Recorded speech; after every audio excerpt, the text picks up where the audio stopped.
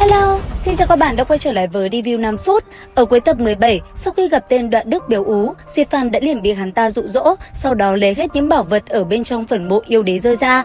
Và cũng trong lúc đó, ở tại phương xa nơi phần mộ yêu đế, cảnh tượng đã trở nên vô cùng hỗn loạn, những thiên địa không ngừng đánh xuống phá vỡ toàn bộ nơi đây.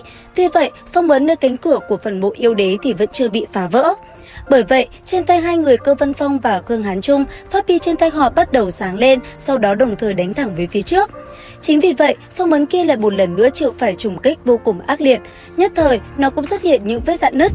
Ở phương xa, đang trong lúc Đoạn Đức dùng trùng đồng quan sát vũ khí thông linh bay tán loạn trên bầu trời, thì đột nhiên một món bảo vật bay tới.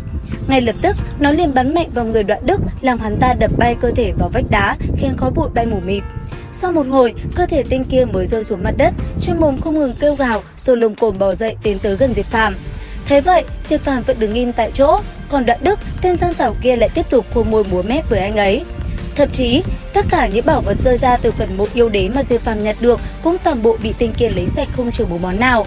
Tuy nhiên, trong lúc hai người đang nói chuyện thì ở tại phương xa, một dòng năng lượng tựa như sóng biển vô tận đã liền tỏa ra. Trong nháy mắt, thân hình của các tu sĩ run lên, rất nhiều người không khống chế được thân hình liền ngã xuống mặt đất. Cùng lúc, những đạo hào quang vô tận từ trong cổ điện bắn ra, tất cả các vũ khí thông linh trong phần mộ yêu đế đều bỏ chạy.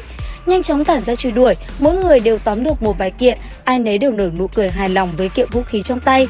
Tuy vậy, cũng đúng vào lúc đó, ở bên trong đống đổ nát, một đóa hoa lại đột nhiên sáng lên, sau đó bay thẳng lên trời cao.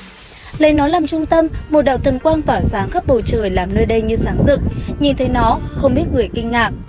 Ở phía xa, nhìn thấy đạo ánh sáng này, theo Đoạn Đức cảm nhận, vũ khí của yêu tộc đại đế thậm chí còn có thể so với chí bảo của Đông Hoang nhân tộc. Bởi vậy, hắn ta cũng liền cảm thấy hứng thú. Ngay lập tức, Đoạn Đức liền dắt Diệp Phàm đi theo mình để tìm lấy vài món bảo vật. Đang bay trên không, đột nhiên hai người nhìn thấy một cô gái thân hình lơ lửng giữa không trung, thần quang tỏa sáng. Theo lời Đoạn Đức, người này đang dùng tụ bảo bồn để thu lấy những bảo vật của yêu tộc. Nghe vậy, Diệp Phàm liền hít mắt lại suy nghĩ. Tuy nhiên, cũng đúng vào lúc đó, trong khi cô gái kia đang thu hút chí bảo lại gần mình, thì bất ngờ ở phía xa, một đòn công kích lại lao tới. Trong khoảnh khắc va chạm, đòn công kích kia biến mất. Theo sau đó, một người đã liền phóng tới tranh đoạt với cô ta. Còn Đoạn Đức dắt Diệp Phàm dạo quanh nơi này một chút, tranh thủ trong lúc hỗn loạn, hai người đi tìm kiếm một chút cơ duyên cho mình. Cứ thế thân hình hai người trong một chiếc bát, sau đó hướng về phía xa xa phóng tới. Cũng đúng vào lúc này, ở phương xa có một tên do tranh đoạt mà bỏ mạng. Bên cạnh người hắn có một món chí bảo, nó nhìn qua thì rất vô hại.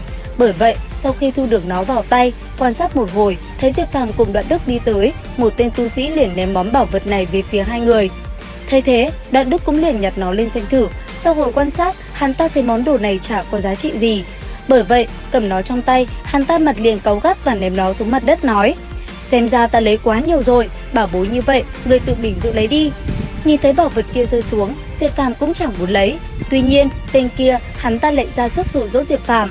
Và tất nhiên, Diệp Phàm không thể từ chối, nhặt nó lên và cầm trên tay. Diệp Phàm bất ngờ thấy món bảo vật này sáng lên. Sau đó, chưa để Diệp Phàm phản ứng, món bảo vật kia đã liền bay ra, sau đó dung nhập thẳng vào cơ thể của anh ấy.